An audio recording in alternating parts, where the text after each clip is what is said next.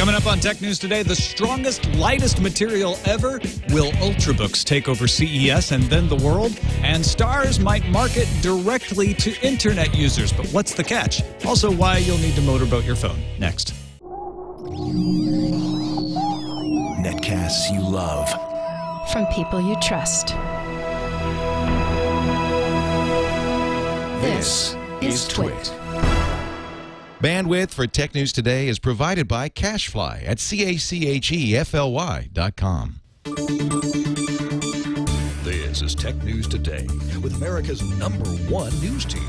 Tom Merritt, Sarah Lane, Jason Howell in the newsroom, sports with Iyaz Akhtar, and Bert McQuinn with weather.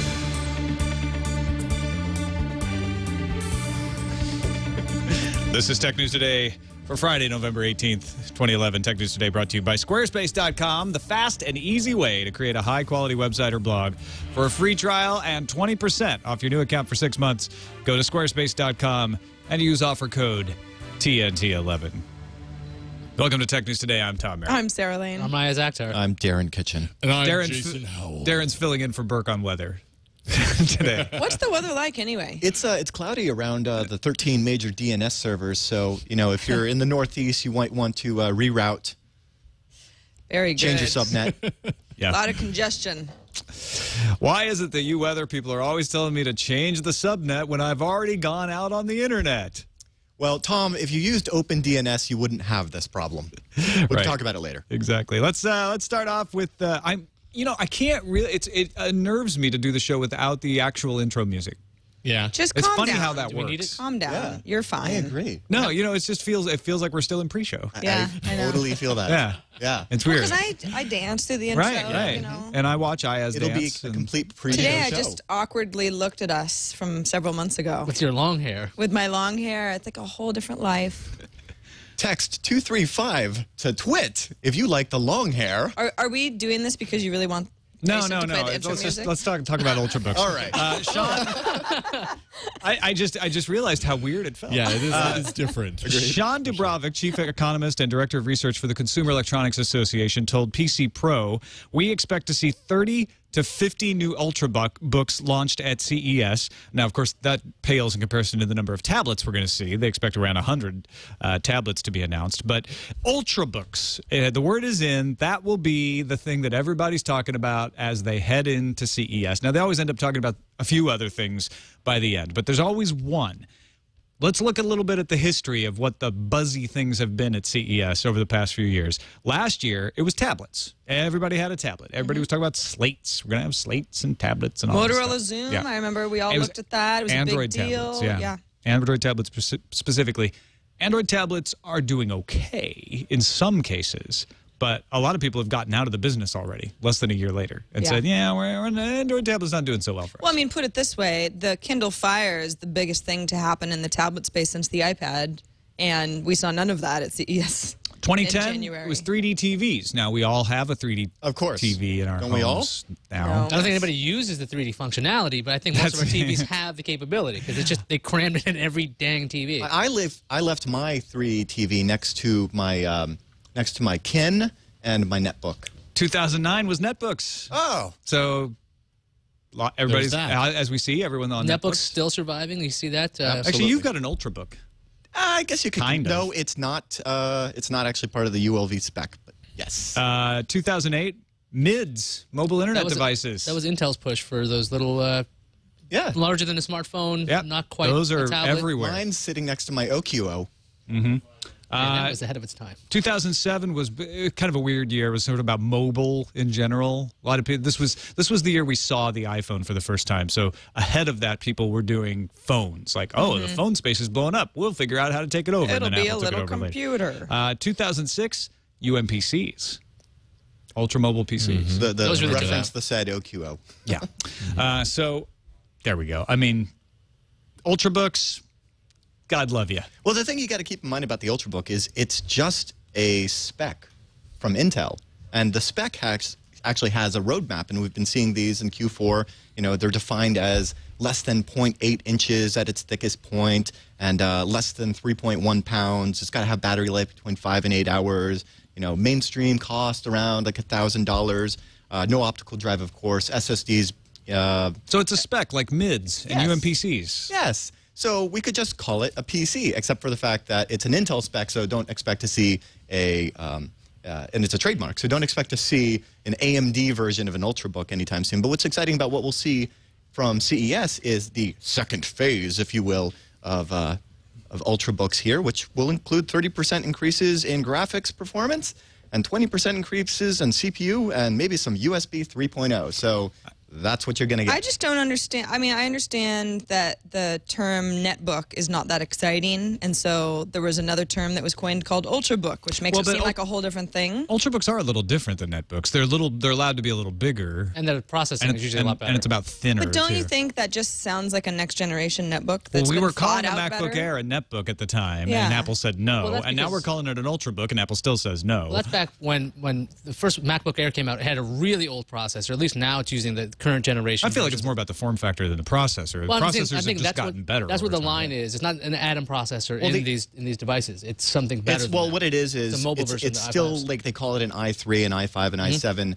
but it's the CULV or Consumer Ultra Low Voltage version of that. That's actually what's in here. The predecessors to those were the Intel's like SU series. So we put better processors in it, and we call it an Ultrabook. It's Exactly, still just because a it's not a netbook, except netbook, it's it doesn't have an squashed. It's also larger. I mean, that's the other thing. I mean, we used to have, what, 7 to 11 inch? That's what I just said. Where was the line on netbooks, right? It was 11? Was that it? Then there was a notebook, so they needed a new name. But unlike all these other things, the Ultrabook is like the natural evolution, though. It's just a laptop that's thinner. Yeah, Netbooks were a total natural evolution. Well, it went and smaller, mids and were they were a actually little bit dumber, though. perfectly natural evolution. Well, they also called them netbooks originally because they were cheap. They, you were supposed to not be able to do everything that you could do on a full-size computer, but they were good enough for a lot of people. They were portable and so on and so forth. You totally hit it on it. It's the whole good enough. I mean, we don't need desktop processor. Most people don't need like a desktop class processor in a laptop. The netbooks, that was cute. Those were good enough, but they were cramped and tiny. And now the next thing is, okay, let's go for the 12, 13-inch area.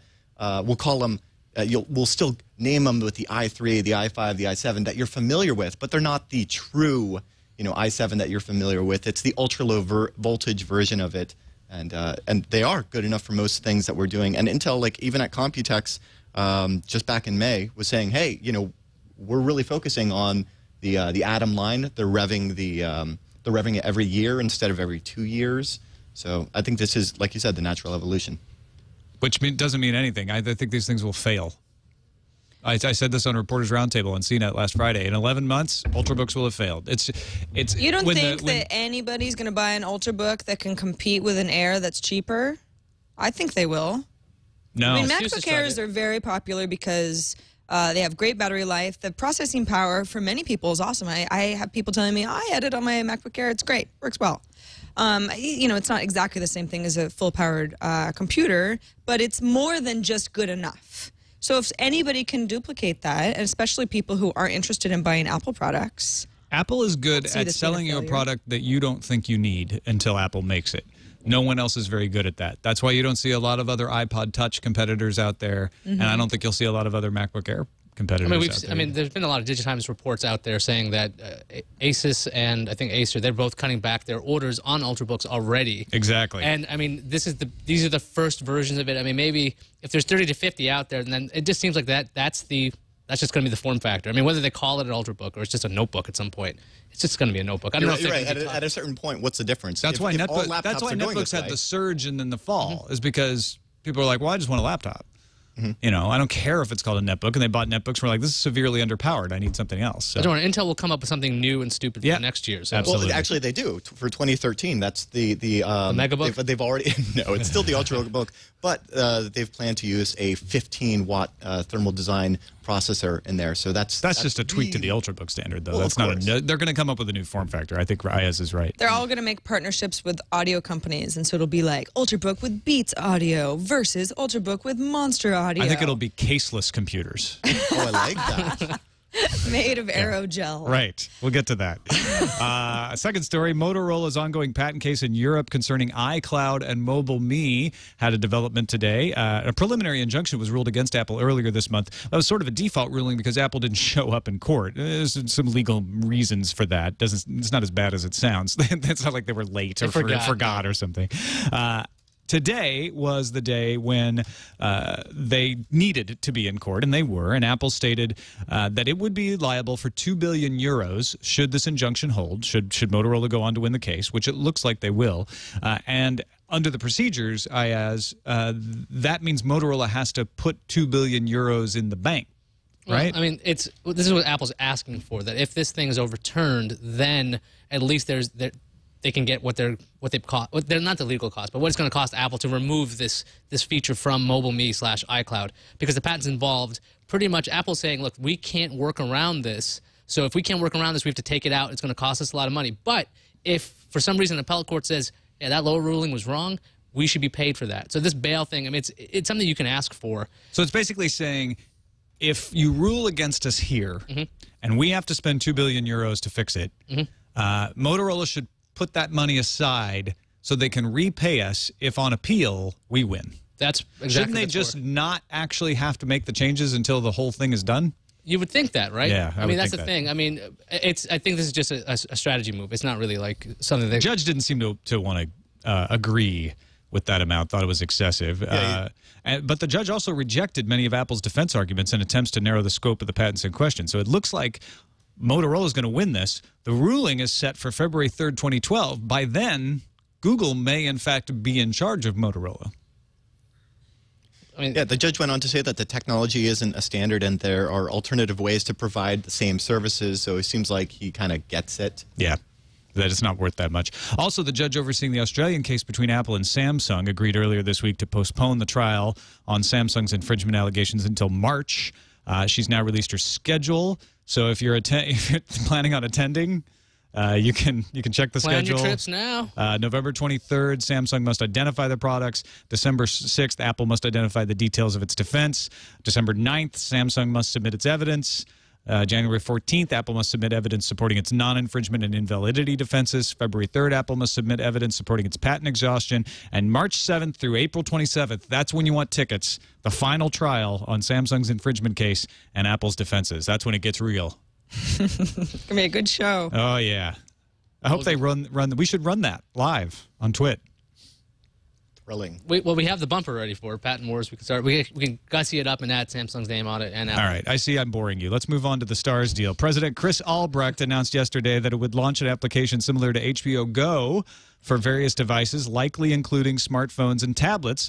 Albrecht said he would potentially offer Starz to people who don't pay for cable television channels. Yeah. See, like HBO Go, you have to be a subscriber to get that kind of stuff. No use to me at all. And I It's got really your a bummer. attention now. Yeah, tell me more. He went on to say one option would be to offer Starz as an add-on to people who pay for high-speed internet. I do that. So that would be, I guess, kind of like ESPN 360, where if the cable company is paying ESPN, then their customers will get access to ESPN 360. I absolutely agree that it makes no sense for Starz to offer this to dial-up customers.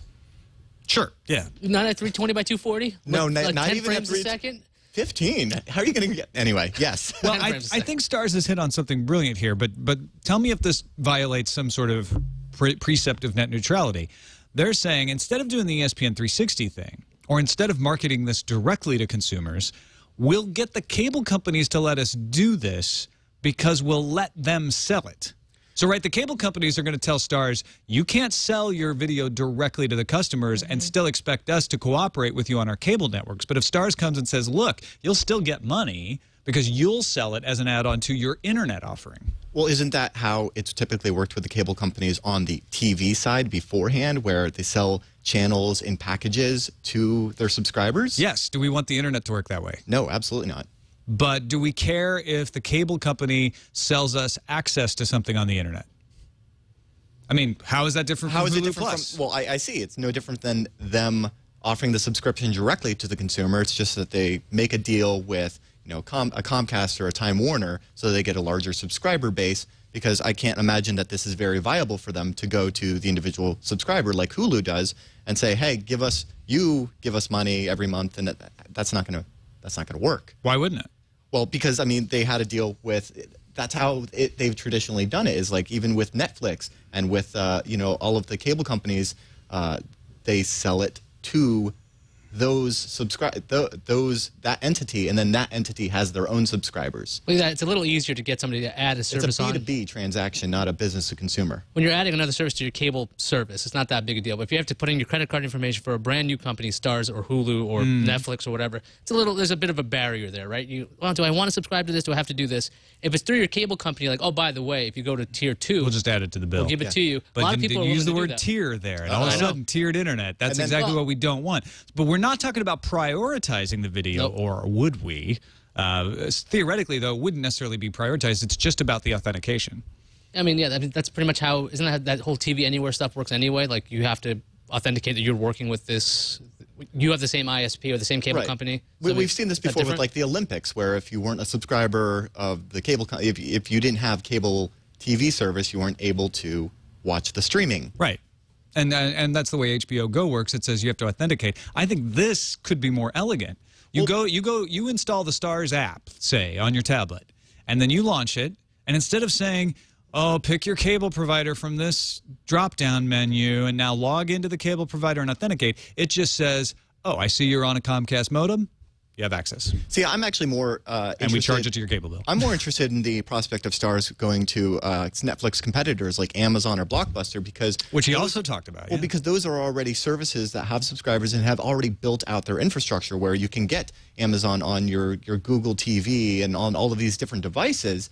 It would, could you imagine Starz having to go do the legwork for all of those devices all over again? Also, if you've got an internet subscription and you say, okay, yes, I'll like to go to tier 2 and get my Starz content, sure, you could access it on your computer, but I mean, how else are you going to get Starz onto your big screen television if you're not one of those people who hooks up your computer to your television? Some people do, but most people don't. The Starz was pretty forward when they went Roku, Google Plus. Well, yeah, I mean, those are options Google that TV. I could go through. But if people don't have those boxes, it just gets complicated.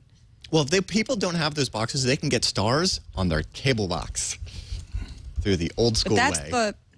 What excites me about going this backwards. is that those are Luddites. We are going to get to the point where these companies like Starz can market their materials and their services directly to us over the internet. Cable television is going away. It's all a matter of how it's going to go away. And this is one more step where Starz has hit on something that I think can be a middle ground. Yeah, eventually we don't want the cable company to be the middleman involved in taking a cut, but they are going to do everything possible to keep you using their cable TV business until they can figure out how to make more money off of you. So if this is the sort of the lock that helps us through the canal to get to the other side, I'm for it. I just worry that am I missing something, or there's some other little add-ons that the cable companies will want to throw in there, like prioritized access and stuff. I agree that it's the middle ground to the holy grail of like cable a la carte, except it's not over cable, it's over the internet. Right. And I agree, right? They got to figure out the business model, and there's several ones that we're seeing, and it'll be interesting to see how they make the deals with the cable companies, and I just hope they don't mess it up. But of course, we're talking about ISPs, so of course they inevitably will. It also depends on what they would price something like this at. HBO has never really been worth it to me. There just used to be a couple of, and there was always HBO original content shows, not even movies, that I paid for because I just had to watch their shows on every Sunday when they came out. I haven't paid for HBO in years. Would you pay $13.95 a month for it? For Starz? Yes. Directly, or you mean through cable? Directly. Like it doesn't matter if you're paying it to them. I'd tell you what, I'd pay it for HBO. Yeah. Because I want to get the movies and the shows. Starz, I've watched one show on Starz, and then I guess sometimes there are movies on Starz that are great. It's been a long time since I've shopped cable. Party Down's good. It's been a long time since I've shopped either digital cable or satellite. But isn't Starz one of those networks where it's kind of sold as a package with Showtime and something else? No, it's its own on DirecTV anyway. It's its own thing. You get Starz and Encore. Okay, because if you and Encore is just part of Starz. It's just another brand. Well, do you pay the $14 for HBO and use the Go? What?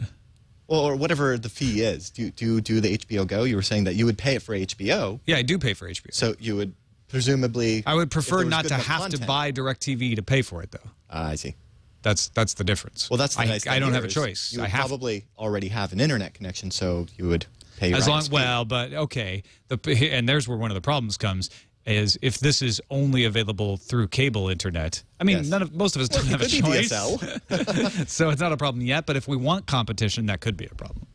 Because they may lock it up and say, well, yeah, you can do that on cable internet, but we won't allow you to do it with anyone else in our market. Oh, yeah, I could totally see them like only selling it to cable and not DSL, or only in some Yeah, exactly. markets The to- cable companies yeah. will put that. We'll make that a condition. Like, of sure, doing we'll this. give you the $14 a month Yeah. from the subscribers, but you're going to need to make sure you don't sell it to our competitors. Let's take a quick break and thank our sponsor, Squarespace.com, the fast and easy way to create a high-quality website or blog. I've done it over and over and over again, and I mean create blogs on Squarespace. It is truly fast and easy. Hundreds of design templates to choose from. They just added a bunch of new ones, too, so you got more than ever to make your website look good. There's an iPhone, iPad, Android app, so you can update your blog on the go. Very convenient. If you've got Squarespace and you say, oh, I forgot, I wanted to update this thing, or you see a spelling error and you're just on your phone, you pop open that app. You can edit it. And the best part is they do all of the stuff that you don't want to mess with, like SEO optimization, provisioning bandwidth for your site, reliability, uptime, all those headaches that you have to deal with if you run your own website. If you're a small business or just want to have a personal blog that looks good, you don't want to deal with that stuff. You just want to do the content. That's what Squarespace does so well. Check them out, squarespace.com. You don't have to put in a credit card. You don't have to give them money. You don't have to send them blood. There's nothing. You just go to the URL, you put in the name of the site you want to start, and you've created it. That easy. If you want to keep it, 20% off for 6 months. Use the offer code TNT11. Save you some money doing that. Check it out, squarespace.com. We thank them for their support of Tech News Today. Thank you. Anyone else would like to thank? I'd like to thank them, too. Okay. Thank you. Yeah, it's good stuff. I use it. There you go. See? Me too. DarrenKitchen.com. In fact, they have a bunch of new templates that I think I'm going to play around a little bit this week. Around the table. 4 out of 4 Tech News Today hosts surveyed agree. I didn't ask Jason. Producer? Host? Thank you. I just Clean like sweep. It's not better having than to- that chewing gum stuff. Not 4 out of 5. 5 out of 5 here. Well, 5 out of 5 thanked them. Experts agree. I just like that you don't have to like fix broken plugins or update systems or find out what chmod does. You know? Yeah. Not that that's bad stuff, but if you don't want to do it, you don't have to. Yeah. I We're do that busy enough on my people. other sites. Yeah. Hey, Google Plus traffic is up. I mean, Google Plus traffic has fallen. It's the same story. It depends on who's reporting it. Experian Hitwise has put out some numbers on Google Plus. Of course, Google's playing it pretty close to the vest, but Experian says traffic is up so much in the last week ending November 12th, that it was the 3rd best week of traffic for Google Plus since it launched officially this summer. If you look at the pie chart, or the graph that they put out, you see a huge spike on September 20th, and that spike, Jason, if we could put that up on the screen, that spike actually is when they made it public, right? So you see that huge spike in the middle. That's curiosity right there. Right, and then it goes way down because everybody signed up, looked around for a while, then it started to fall down. Then it stayed pretty much flat, although it's gone up recently, and they think one of the reasons it's gone up recently is pages. Yeah, brands have gotten involved. I'm not sure that it's gone up in the individual account department as much as it has just people like Chevron saying, maybe we should make a Google Plus account. Hitwise told the LA Times, U.S. traffic to Google Plus has fallen in 11 of the 21 weeks since the company launched the network in June this year. It has seen regular dips in interest from users by as much as 10% to 20%, depending on the week. So it all depends on how you slice the numbers. But when I looked at that chart, I said, oh, it's pretty flat. And since they lost pages, it's had a slight uptick. Yeah, 61% of the world's top 100 brands went ahead and signed up. Yeah, but who's following those brands? That's what I want to know. I mean, I'm not. So brand nearly starting pages Coca-Cola, is McDonald's. meaningless to me unless a bunch of people are actually following those brands and interacting. Nearly 50% of the world's top brands are not using Google Plus. Great way to spin it, Tom. It's all how you spin it. One thing Is it up 3% or is it unfortunately not up 50%? Yeah, right.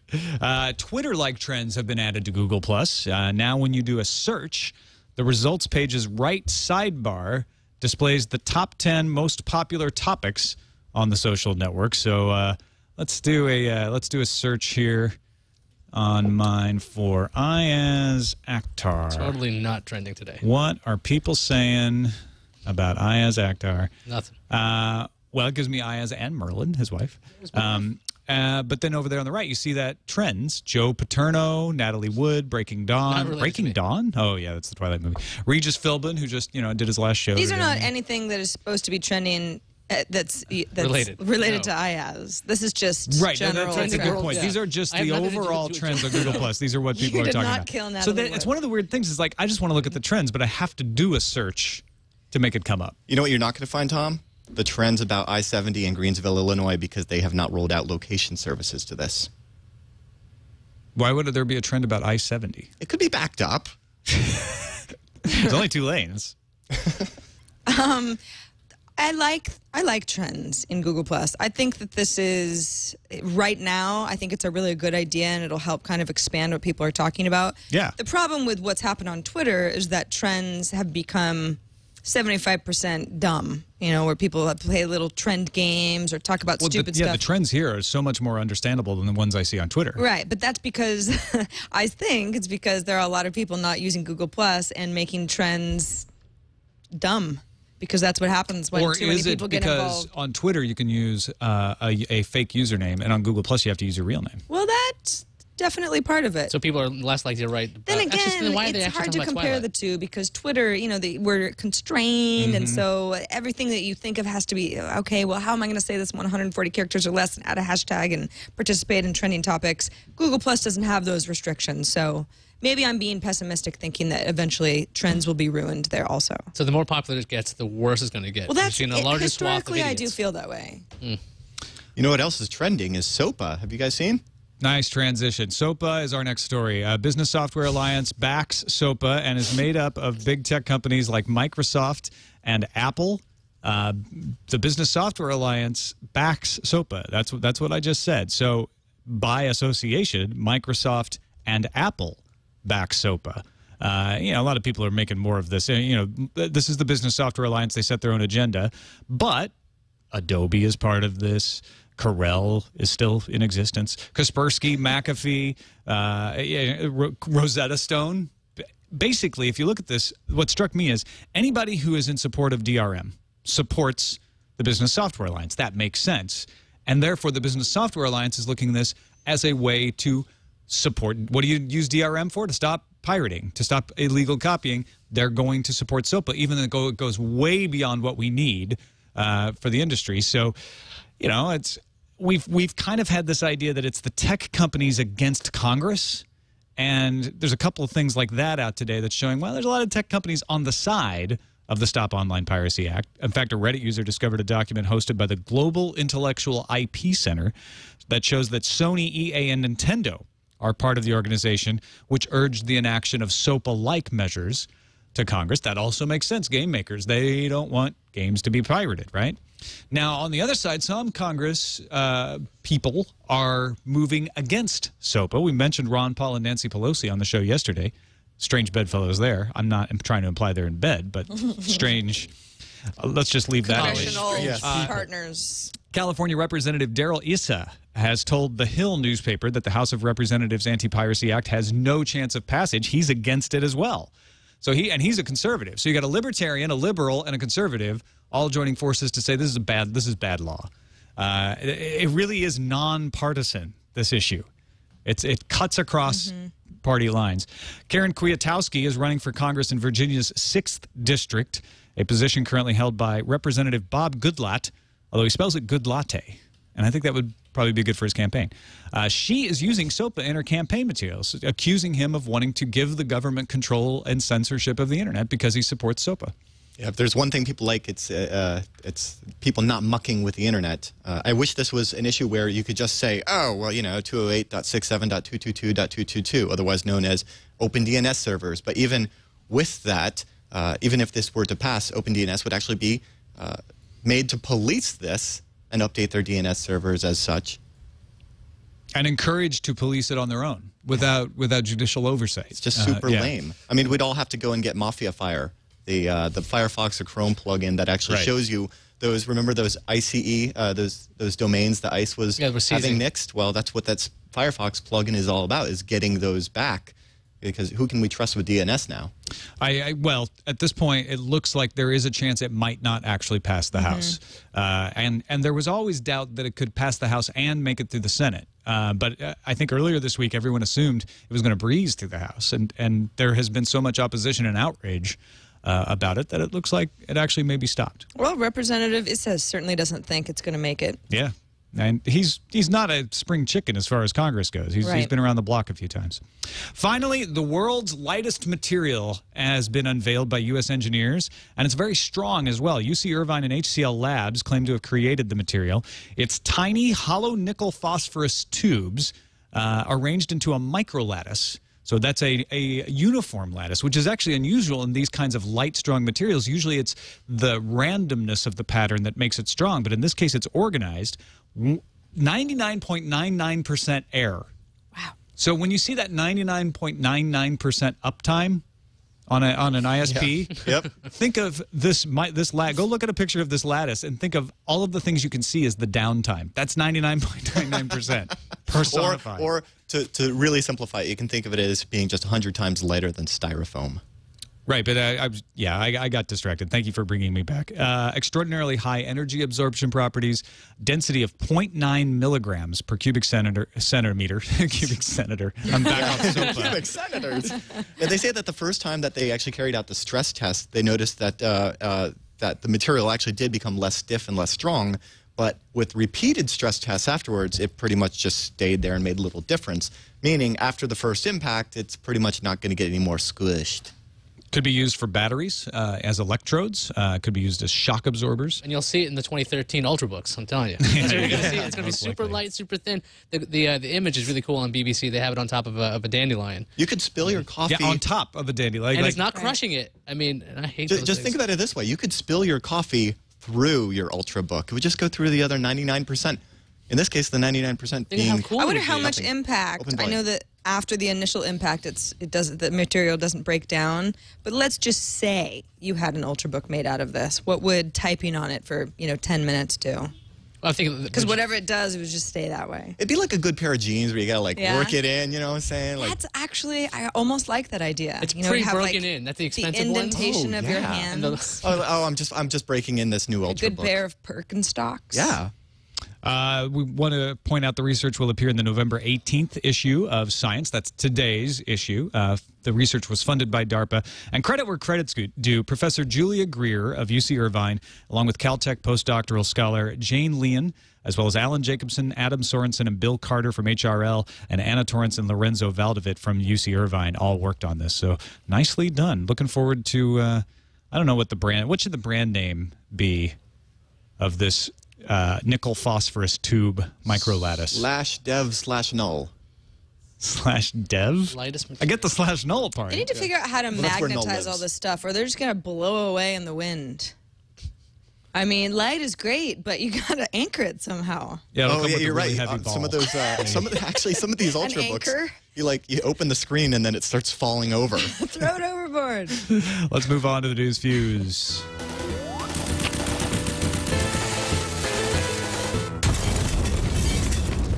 Some shocking news in the Google acquisition of Motorola Mobility. The shareholders have voted and approved the deal. Wait, that's not shocking at all.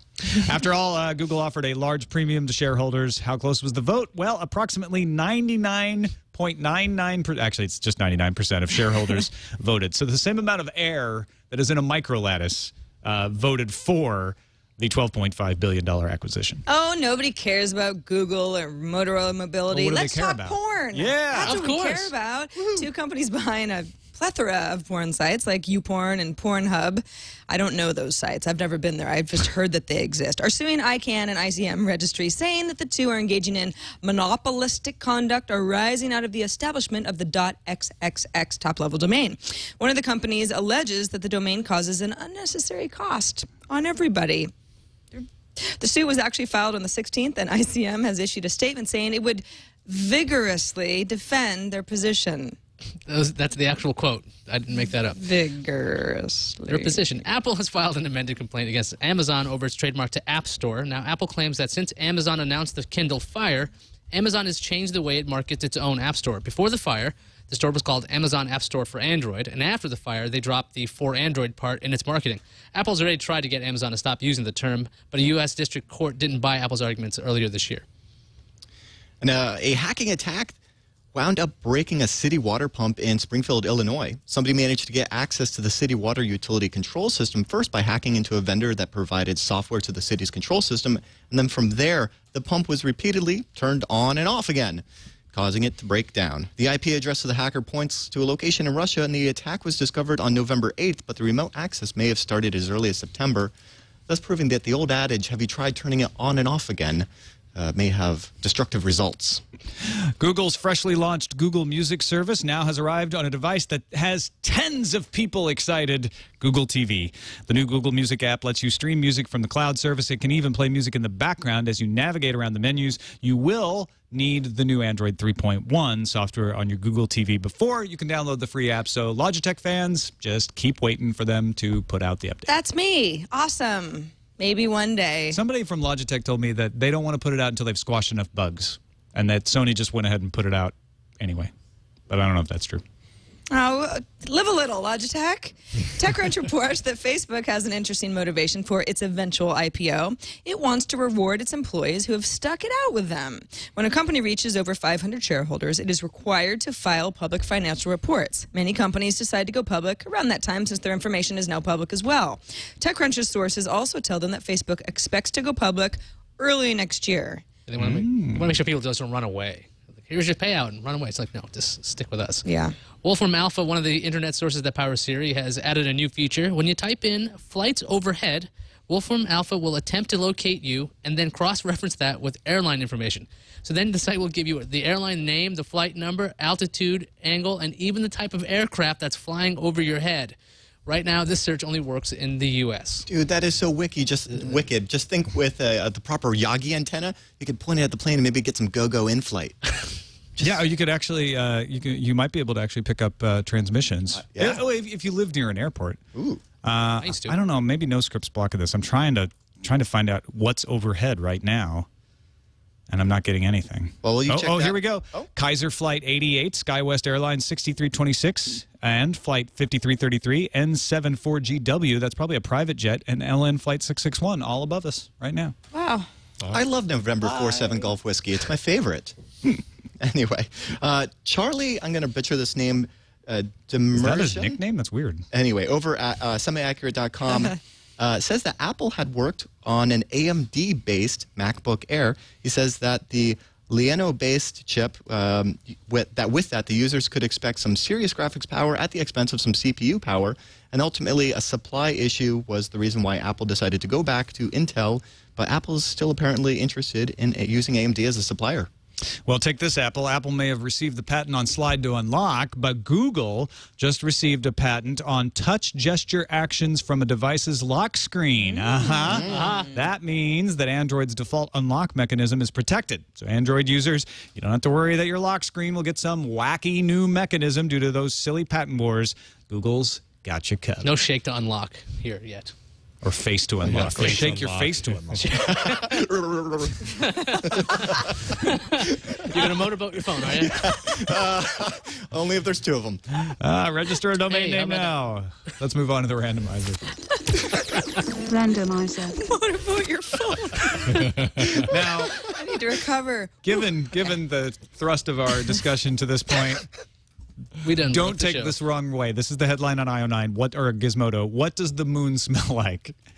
We're talking about the satellite of the Earth here. And AMNH's Beyond Planet Earth exhibition gives you a chance to find out. You put your nose next to an opening, click a button, and moon smell air will flow for about 10 seconds so that you can smell what it's like to be on the moon. Apparently, it's a little metallic, is the smell. Like, Really? Yep. I'm very interested in this because, I mean, how many opportunities do you get to go to the moon, take off your helmet, Well, try to sniff none. and die? Yeah. Probably zero, in all honesty. Well, you can try it once, maybe for like 2 seconds. Yeah. You smell it. They basically just replicated the materials that are in moon dust. Because when the astronauts, I mean, this is a good point. When the astronauts are out on the moon walking, they didn't take off their helmets and Yeah. take a big deep breath. They smelled the moon inside the capsule after they came in because of all the dust and everything. And they said it smelled like spent gunpowder. It's weird. I always, I've actually thought about this, believe it or not, and I always thought the moon would smell sort of musty, like a basement. I always thought it Doesn't would. sound to be the case. But no mold, right? I It's know. not going to grow up It doesn't there, make any so, sense. I always thought it would smell like cheese. Yeah. Well, yeah. Old green cheese. Well, no mold. Wow, okay, I did not put that together. Hey, I'm getting a call on our Ring Central phone that says no one understood that. But if you need a business phone system, pick Ring Central. They're the leader in cutting-edge office phone systems. No startup costs, no PBX box in the basement, totally affordable, totally easy to set up. We get more features than the old-fashioned hardware PBX line. In fact, what's great about this, it cost us so little money to set up Ring Central that even though I don't want a phone on my desk, they're like, no, just take it. I mean, we've got enough of them. You can have one. Just have one on your desk. And that's amazing. So if you actually need phones everywhere in your office, this is the way to go. We trust them. We use them. Because there's plenty of people in our office who do want a phone on their desk, and they have one. Start right now with a 30-day risk-free trial at ringcentral.com or call 800-800-4070. That's an easy number to remember, 800-800-4070. Ringcentral.com. We thank them for their support of Tech News Today and the whole TWiT network. We couldn't make calls without them, and we need calls because that's how we get sales. Sales calls. Let's move on to incoming. Ding ding. I don't know. Isn't it calendar? It's No, calendar let's move on to time. calendar. I was looking at the wrong. Let's not move so fast. Hey, come on. Sony's released the PlayStation Social Network in Japan. They've had social networks as far as community sites in Japan in the past, but this additional social layer allows users to create profiles, interact with each other. So, if you're participating, let us know how it's going. Reddit is going for a Guinness World Record. What kind of world record? The most Secret Santa participants. Yeah, they've actually launched a Secret Santa game. Signups will end on November 25th. So if you want to participate, get in there. And users will be notified of their match at that point. So you get somebody a gift, and they get it on the other side. You know how Secret Santa games work. This is pretty cool. I like this. Yeah, The world's biggest Secret Santa circle. That's great. Yeah, and they ask that participants ship their gift by December 12th so that everyone has time to get their gifts and love them. You can imagine in the Reddit community there won't be anything weird given as a Secret Santa gift, especially anonymously. Well, I've seen them give out like pizzas and things to people who can't afford things. And it's usually good-spirited people on Reddit. Oh, absolutely. And yeah. there'll be This weird is- things anyway. It's all in good fun. I hope to hear about It's some a weird good kind Secret of Santa weird. gifts. Yeah. Yes, for a good Exactly. cause. They're going to send you moldy cheese. That's A good which kind is- of moldy cheese. Yeah, stinky. Penicillin. Yummy. American Express users who are also Foursquare users are going to get free money. Free in fact, money. $25 Make on it rain, MX. Small Biz Saturday. To get the credit, this is this Saturday, this is tomorrow. To get the credit, Foursquare users just have to spend $25 at a local merchant using their American Express card and then check in using the Foursquare mobile app. Gotta spend money to make That's money. free. I actually don't have an Amex card, so I don't get to participate. My but wife if you made do, me get one, so now I can use it. now you get $25 to buy her a Secret Santa gift. The Red Scarlet camera starts shipping for $9,750 today. The first customer actually took his home already, 2 weeks after the announcement, which is pretty impressive. His name is Tanasi Tran, and he happens to actually be a retail service owner, so I can imagine A rental all the service owner. Yeah, a rental service owner, so people can rent Red And I'm sure he Scarlet got the camera from him. $7,000 in add-ons to make it work. Probably. Put that in perspective. The Microsoft Surface table we talked about yesterday is cheaper than the Red Scarlet camera. Yeah. But can't make films in 4K. You can buy them all together. It doesn't come with a camera? I thought it come with an Doesn't even have up-facing camera. doesn't have a front-facing camera. Maybe it does. Heads up, U.S. Net neutrality is finally hitting the internet on November 20th, 2011. That's Sunday. It's been finalized. Sunday, it actually goes into effect. So stop violating net neutrality. That's right. As of Sunday. Things are changing. Nintendo's Legend of Zelda Skyward Sword and the Golden Wiimote are coming to North America on Sunday. We talked about it in the past. We showed a picture. Very cute. So, yeah, coming to North America on Sunday. Europe I love got this Zelda. today. I'm very excited about this. Yeah, gold Wiimote. Who didn't want that? AT&T is launching the BlackBerry Curve 9360 and the HTC Titan on Sunday, the 20th as well. Sunday's kind of a big day for tech Yeah, stuff. it's a launchy day. It's a launchy day. Okay, now it's time for incoming. Incoming message. And we have a voicemail with a question about why Google wants all this information from you, like credit card numbers and Google Plus identification when you launch Ice Cream Sandwich. Hey, this is your anonymous caller. Don't you think the reason they want you to enter your credit card and force you to sign up for Google Plus right away, or try to encourage you to sign up for Google Plus right away, is that way they got your real, full, legal name tied to your account? Then they can say you're verified. They know you are that actual person. Plus, then they have your address. They can track all of your web behavior, theoretically, and tie it right back to a single person. So that's my take on things. I love the show, so I'd love to hear your opinions too. I know you're smarter than me. All right, thanks. Bye. Well, that's not true. Well, there's also 5 of us, so Just repeat it. you know, in the aggregate, maybe we're smarter about the chat room's smarter than us. Well, but, as everybody knows in the chat room, that it is actually a hive mind. yeah, That we do here. the short answer is yes. That is absolutely why they want you to sign up with your credit card information, is because the more information they have about you, the more money they can make they're on not just you. trying to That do you a doesn't favor? necessarily mean it's evil. It's all how they use the information. But yeah, I mean, I don't think to me that that seems like a very simple answer. Of course they want that information. I don't think that the name that you sign up with Google Plus and the name on your credit card are really tied, I don't think that's a validation I don't think thing. they're using it for verification. Although Iyaz, they do use past, credit they've card used that. when they verify, but they don't. I don't think they're automatically going to be using Android to verify people. Yeah, could you imagine when you signed up for Google Plus, it was like you have to use your real name, so much so that we're going to need your credit card and pre-authorize $1 to make sure that you are you. Because you can sign up with Google Plus and not give them your credit card information. I know They're not people that forcing use you to. pseudonyms. Yeah, exactly. Let's move on to some email, and we got one from Anonymous, who says, there's a lot of anonymous people today. Hey guys, on Thursday's show, I heard a caller mention that the Kindle Fire is missing proxy support. As far as I know, this is actually a limitation of the Android platform in general. I bought the Samsung Captivate when it first came to AT&T and was quickly frustrated to find out that I couldn't use Wi-Fi at work because we use a proxy server for all internet traffic. I did a quick Google search and saw that there's been an open bug report for the issue for years, and so far, no word whatsoever as to if Google will ever build in proxy support. I had an Android phone that couldn't use Wi-Fi, and since I was on AT&T, I had terrible reception where I work, so I basically had a $200 brick for 40 hours of my week and switched back to the iPhone because of it. And that's from Brenton Taylor, actually. Oh, thank you, Brenton. So you looked into this, Iyaz. Yeah. I was Is talking there to a way Jason about around this? too. Yeah, I mean, if you get some custom ROMs like CyanogenMod or OpenDesire, you can do proxy things, but apparently it's not built into Android from what we've looked at. I mean, I couldn't find anything easily, not I even in couldn't Android either. 4.0. It doesn't seem like you have proxy support built in, so you have to mod your phone for it. And then on our Goodreads forum for Sword and Laser, the sci-fi fantasy podcast I do, Jenny wrote that she couldn't use the Kindle Fire on her campus network because the Kindle Fire doesn't support enterprise ad hoc peer-to-peer network. And Tamahome found a response to that saying that there is a workaround to that. If you want to connect to an enterprise WPA2 network on the Fire, at the welcome screen, tap the skip configure button instead of configuring your Wi-Fi right away. And then at the main home screen, tap the settings icon, then the more button, tap wireless network, and then add a network, and you get a choice for WPA EAP. Because I guess it is supported by Android, but for some reason, maybe because of the way Silk works, they want to discourage enterprise web. Or they don't want to complicate WPA. the initial setup phase, you know, and confuse most people that might not want that. So they make Well, but you're picking a Wi-Fi network. Why not just allow it right from the beginning? I mean, that's actually more confusing when you pick it and it goes, no, that one doesn't work, and you don't know why. Right, yeah, that's true. Yeah. They could have at least said Error 43 EAP. I mean, come on. Well, they probably do, and most people are like, huh?